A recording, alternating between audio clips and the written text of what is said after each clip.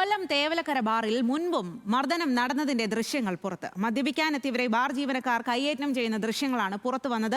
Touchings നൽകാത്തതിനെ ചൊല്ലിയുണ്ടായ ഏറ്റുമുട്ടലിൽ bar ജീവനക്കാരായ 7 പേർക്കെതിരെയാണ് കേസെടുത്തിരിക്കുന്നത്. ഷമീർ അബ്ദുള്ളാണ് വിവരങ്ങളുമായി ചേരുന്നത്. ഷമീർ, സ്ഥിരം പ്രശ്നമുണ്ടാകുന്ന ഒരു ബാറാണോ ഇവിടെയുള്ളത്?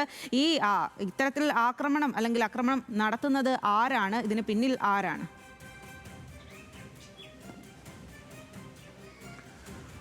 അതായത് നമ്മൾക്കറിയാം, ഇക്കഴിഞ്ഞ ദിവസമാണ് ടച്ചിങ്സ് നൽകാത്തതിൻ്റെ പേരിൽ 2 യുവാക്കളെ ഈ ബാറിൽ, തേവലക്കരയിലെ ഈ ബാറിൽ തല്ലിച്ചതച്ച സംഭവം.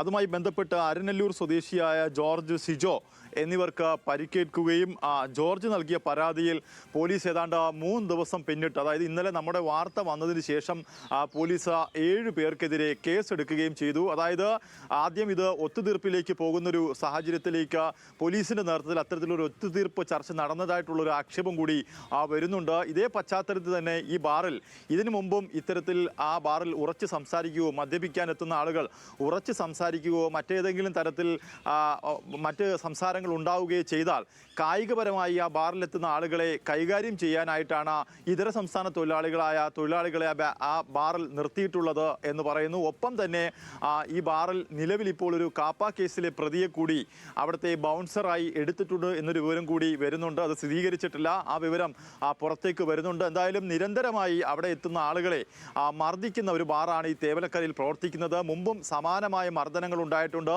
ഈ മർദ്ദന ദൃശ്യങ്ങൾ ഇതിനു മുമ്പ്, അതായത് ഇന്നലെ ഈ വാർത്ത വന്നതിന് ശേഷം ഇതുമായി ബന്ധപ്പെട്ട് മുമ്പ് നടന്ന മർദ്ദനങ്ങളുടെ ദൃശ്യങ്ങൾ ആ ബാറിലെത്തിയ ആളുകളാണ് നമുക്ക് അയച്ചു നൽകുകയും ചെയ്തിട്ടുള്ളത്. എന്തായാലും നിരന്തരമായ പ്രശ്നങ്ങൾ ഉണ്ടാകുന്ന ഒരു ബാറാണ്.